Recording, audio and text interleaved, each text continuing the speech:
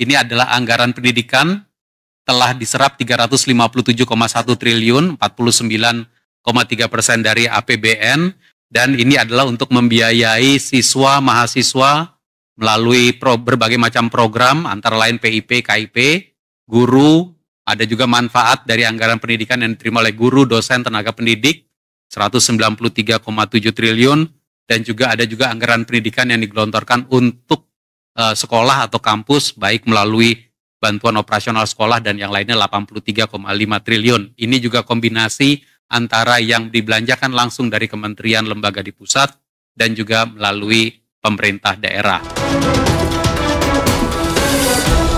Teman-teman media semuanya, kita lanjutkan ke bagian belanja negara.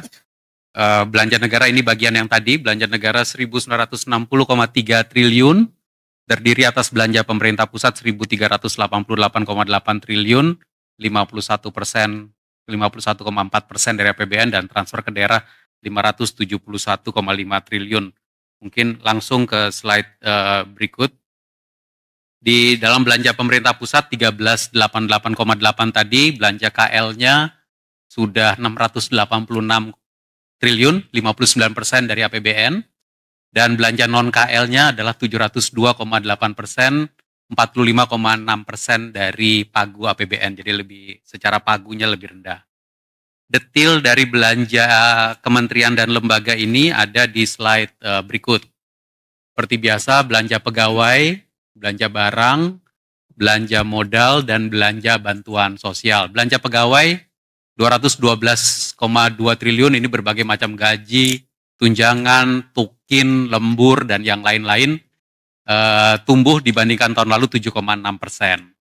Belanja barang juga tumbuh 2,4%, tahun ini 232,2 triliun, ini untuk berbagai macam layanan masyarakat melalui kementerian maupun BLU, maupun belanja yang nantinya akan diserahkan kepada masyarakat dan Pemda, sudah dibelanjakan 44,4 triliun.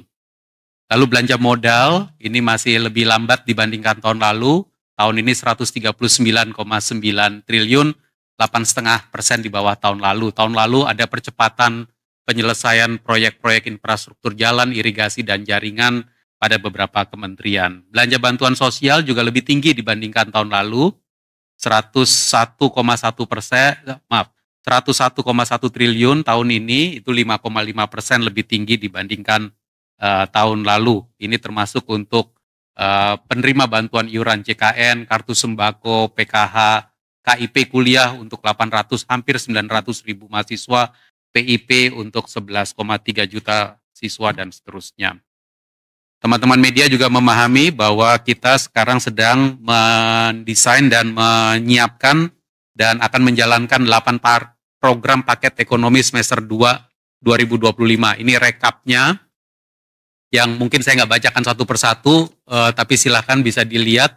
Dan untuk program, mungkin highlightnya adalah program magang, lalu perluasan PPh 21, PPh pasal 21 yang ditanggung pemerintah untuk pekerja di sektor-sektor pariwisata, bantuan pangan, bantuan iuran JKK dan JKM bagi PBPU, khususnya pengemudi transportasi online, ojol, dan yang lainnya. Lalu kemudian manfaat layanan tambahan perumahan BPJS Ketenagakerjaan, ini dari BPJS TK, nomor 4 tadi juga dari BPJS TK, nomor 5 juga dari BPJS TK. Lalu kemudian padat karya tunai, berbagai program padat karya tunai yang sudah ada dalam APBN, ini agar segera diselesaikan, terutama di 2 kementerian, Kementerian PU dan Kementerian Perhubungan. Percepatan deregulasi PP 28, integrasi sistem KL dan RDTR digital ke dalam OSS, serta program peningkatan permukiman dan penyediaan tempat untuk gig ekonomi. Ini kombinasi dengan APBD dan juga belanja pusat. Total APBN adalah 12,79 triliun untuk program paket ekonomi semester 2 ini, dan non-APBN terutama tadi dari BPJS adalah 2,87 triliun. Ini kita jalankan dan seluruh konstruksi aturan kita siapkan. Belanja non-kementerian dan lembaga, pembayaran pensiun, seperti tiap bulan kami laporkan terjadi peningkatan, kenaikan, karena ada kenaikan jumlah pensiunan. Subsidi dan kompensasi 218 triliun telah digelontorkan untuk BBM, LPG, listrik, dan juga pupuk bersubsidi. Sejumlah barang yang bersubsidi ada di sebelah kanan, BBM, LPG 3 kg, listrik bersubsidi, dan juga pupuk. Bisa dilihat pemakaian barang-barang subsidi ini di tahun 2025 lebih tinggi dibandingkan pemakaian di tahun 2024. BBM 3,5% lebih tinggi realisasinya, LPG 3 kg 3,6% lebih tinggi, listrik bersubsidi sekitar 3,8% lebih tinggi, dan pupuk 12,1% juta tonnya lebih tinggi. Moga-moga ini terus membantu bergeraknya perekonomian di masyarakat. Mungkin secara cepat di slide berikut, ini adalah anggaran pendidikan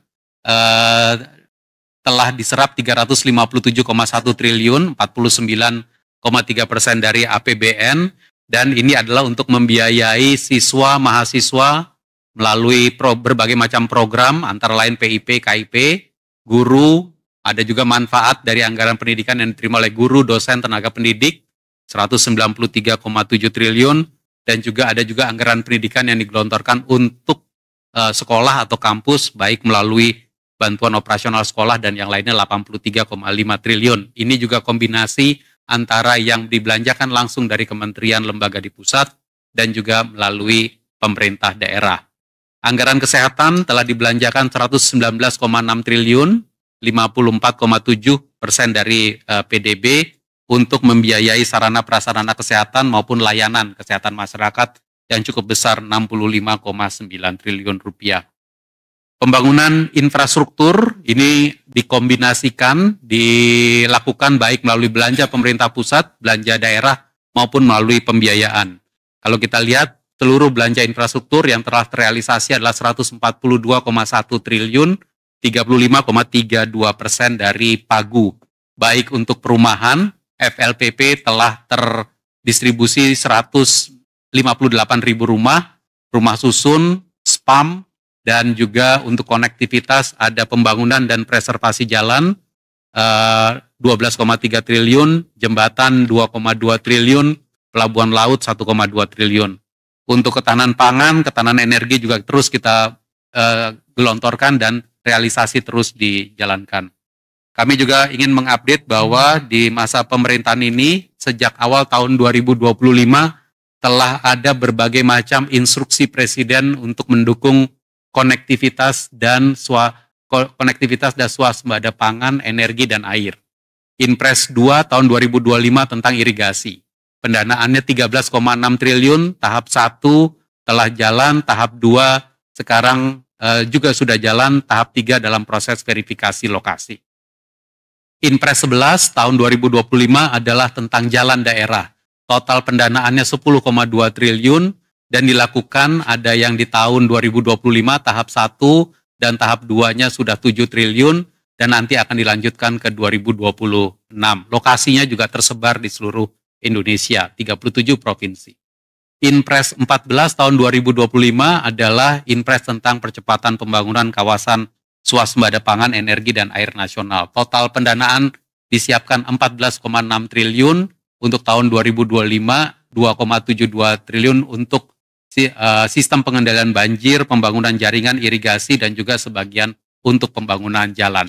Jadi ini untuk menunjukkan bahwa pembangunan infrastruktur kita terus lakukan melalui berbagai macam inpres, meskipun ini inpresnya dijalankan oleh kementerian lembaga di pusat, namun sesungguhnya lokasi-lokasi pembangunannya ada di seluruh daerah.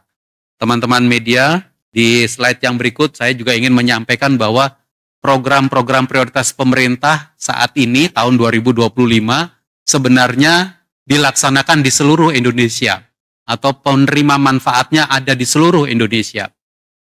Kalau dari total pagu program-program prioritas ini kita lihat total pagunya 923,8 triliun, 420,2 triliun, 45,5%-nya telah direalisasikan.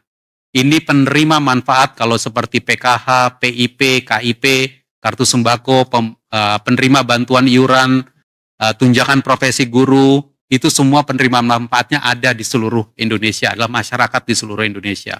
Program perumahan yang tadi telah kami sampaikan telah dibangun juga di seluruh Indonesia. Pelayanan publik untuk makan bergizi gratis, nanti akan ada slide khusus tentang ini. Saat ini 22,7 juta penerima dengan makan bergizi gratis, lalu cek kesehatan gratis, sekolah rakyat, semua lokasi ada di seluruh Indonesia. Begitu juga program prioritas pemerintah adalah untuk stabilisasi harga dan produksi, untuk subsidi pupuk, subsidi kur, subsidi kompensasi energi, lumbung pangan, bulog, dan yang lain, serta pembangunan sarana prasarana yang sebelah kanan juga berlokasi di seluruh Indonesia. Slide berikut. Makan bergizi gratis, ini spesifik, nanti kita akan dalami lagi. Sampai dengan 8 September kemarin, telah melayani 22,7 juta penerima, dilayani oleh 7.644 SPPG.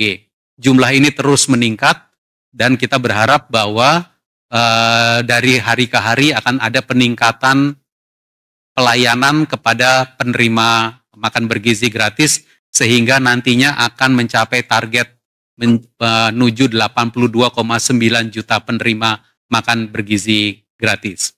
Dan saat ini per 8 September yang lalu realisasinya adalah 13 triliun rupiah. Sebaran penerimanya, teman-teman bisa lihat di tabel yang di bawah, dari Sumatera, Jawa, Kalimantan, Sulawesi, Maluku, Papua, Bali, Nusa Tenggara telah mulai muncul dapur-dapur umum dan juga penerima makan bergizi gratis.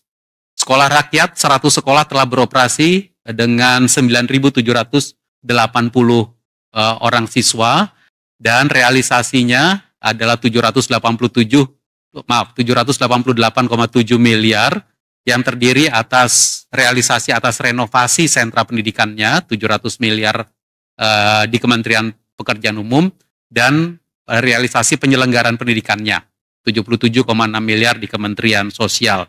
Sebaran lokasi ada di seluruh Indonesia juga, seperti bisa dibaca di bawah. Sumatera 22 sekolah, Jawa 48 sekolah, Kalimantan, Sulawesi, Maluku, Papua, dan kita berharap nanti akan meningkat terus jumlah siswanya dan juga jumlah sekolahnya. Slide berikut tentang program prioritas sekolah unggulan Garuda. Realisasinya saat ini adalah untuk 8,7 miliar untuk mulai mempersiapkan lokasi. Jadi kalau kita lihat di SUG baru itu, 3 lokasi telah siap, Bangka Belitung, di NTT dan juga Sulawesi Tenggara, dan pembangunannya menuju AMDAL. Dan berikutnya 5 lokasi akan mulai disiapkan untuk pembangunan dilaksanakan 2026. Selain SUG baru, juga akan ada sekolah unggul Garuda transformasi yang mentransformasi 12 SMA unggulan di 11 provinsi untuk melaksanakan kurikulum sekolah unggul Garuda ini, dan mulai pembelajaran tahun 2026. Anda bisa lihat, teman-teman bisa lihat di sebelah kanan itu lokasi sekolah-sekolah unggulan juga tersebar di seluruh Indonesia. Sumatera, Jawa, Kalimantan, di Sulawesi, Maluku maupun di Papua. Dan untuk program prioritas revitalisasi sekolah telah terrealisasi 9,6 triliun rupiah melalui Kemendikdasmen, 8,8 triliun untuk 10.441 satuan pendidikan, dan juga di Kementerian Agama maupun di Kementerian PU. Untuk program prioritas bidang kesehatan, cek kesehatan gratis telah melayani 27,4 juta penduduk, alokasi anggarannya 3,4 triliun sekarang sudah mulai terrealisasi, dan cek kesehatan gratis ini ada yang pada hari ulang tahun, ada cek kesehatan gratis rutin, ada cek kesehatan gratis di sekolah untuk siswa usia sekolah dan remaja. Revitalisasi rumah sakit juga terus dijalankan, 32 unit rumah sakit dilakukan revitalisasi dan alokasi 4,4 triliun rupiah anggarannya, ada yang melalui Kementerian Kesehatan 1,5 triliun rupiah, dan ada yang melalui DAK Fisik 0,4 triliun rupiah. Dan lokasinya, lagi-lagi Anda bisa lihat ada di seluruh Indonesia. Program prioritas lainnya yang sudah juga mulai bergulir adalah pembangunan kawasan transmigrasi. Ini juga mulai bergulir sejak beberapa bulan yang lalu dan nanti akan menciptakan kawasan transmigrasi sebagai titik-titik pertumbuhan baru di seluruh Indonesia. Dan dukungan kepada koperasi dan UMKM saat ini telah terrealisasi 15,6 triliun rupiah yang terdiri atas subsidi bunga untuk kurnya sendiri sekarang realisasinya sudah hampir 180 triliun rupiah, dan juga untuk sebaran penerima kur bisa dilihat di Jawa, Sumatera, Bali Nusra, Kalimantan, Sulawesi maupun Maluku dan Papua. Untuk koperasi desa dan koperasi kelurahan Merah Putih telah dikeluarkan Peraturan Menteri Keuangan 49/2025 yang menegaskan bunga pinjamannya sudah bisa diberikan bunga pinjaman 6%, plafon pinjaman hingga 3 miliar dengan grace period 6-8 bulan dengan tenor 6 tahun. Realisasi anggaran ketahanan pangan sudah terrealisasi 73,6 triliun rupiah, ini kira-kira 50,9% dari APBN, dan dilakukan untuk membangun lumbung pangan, ekstensifikasi untuk infrastruktur, bantuan alas intan prapanen, jaringan irigasi, bendungan, dan juga sarana prasarana sumber daya air. Selain itu, untuk Bulog telah direalisasikan, telah transfer ke rekening Bulog, total alokasi dana 22,1 triliun rupiah. Sebelumnya adalah ini merupakan dua kombinasi, beras dan gabah 16,6 triliun rupiah, dan untuk jagung 5,5 triliun rupiah juga telah dikirimkan kepada Bulog untuk Bulog dapat menangani pembelian beras, gabah, dan juga jagung selama periode panen. Teman-teman media semua, untuk ini kami ingin menyampaikan sekali lagi, APBN terus melakukan upaya keras untuk melakukan belanja berkualitas untuk seluruh Indonesia. Belanja negara adalah satu kesatuan antara belanja pemerintah pusat dan juga transfer ke daerah. Dia merupakan satu kesatuan untuk mendorong peningkatan kesejahteraan rakyat. Sehingga kalau kita lihat bagaimana sebaran belanja APBN di seluruh daerah, kita bisa lihat rata-rata per kapitanya. Di Jawa, rata-rata per kapita belanja negara itu sekitar 3,5 juta per kapita. Di Sumatera sekitar 3,6 juta per kapita. Kalimantan 6,4 juta per kapita. Total belanja negara di Kalimantan. Sulawesi 4,7 juta rupiah per kapita. Bali, Nusa Tenggara 3,7 juta rupiah per kapita, dan Maluku Papua 8 juta per kapita. Ini adalah kesatuan dari belanja negara yang meliputi belanja pemerintah pusat dan juga transfer ke daerah. Seperti yang tadi saya sampaikan, belanja pemerintah pusat pun juga dibelanjakan di seluruh daerah di seluruh Indonesia. Teman-teman media semua, sekarang saya masuk ke bagian berikutnya yang tentang transfer ke daerah. Sampai dengan 31 Agustus, transfer ke daerah telah dikirimkan 571,5 triliun rupiah atau 62,1% dari pagu APBN. Jadi kalau dibandingkan dengan transfer tahun lalu, sama-sama 31 Agustus, terjadi peningkatan. Tahun lalu 562,1 triliun. Tahun ini 571,5 triliun. Dan namun kalau kita lihat di sisi sebelah kanan, kita melihat bahwa belanja daerah itu lebih lambat dibandingkan tahun lalu. Jadi belanja pegawai 1,5% di bawah tahun lalu, belanja barang dan jasa 10,6% di bawah tahun lalu, belanja modal 32,6% di bawah tahun lalu, dan belanja lainnya sekitar 30,7% di bawah tahun lalu. Memang di tahun 2025 ini ada pergantian kepemimpinan daerah, banyak yang bupati, wali kota, gubernur, kepala daerah yang baru, bisa jadi ini ada perlambatan karena pergantian kepemimpinan, juga ada perlambatan karena kebijakan pencadangan yang kita keluarkan lewat Inpres 1 2025. Namun transfer ke daerahnya sesuai dengan pemenuhan syarat salur tetap lebih tinggi dibandingkan tahun lalu.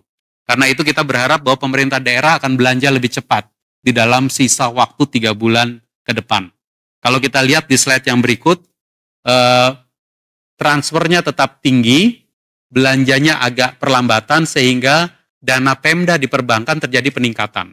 Per akhir Agustus kita melihat dana Pemda yang ada di perbankan itu 233,11 triliun rupiah.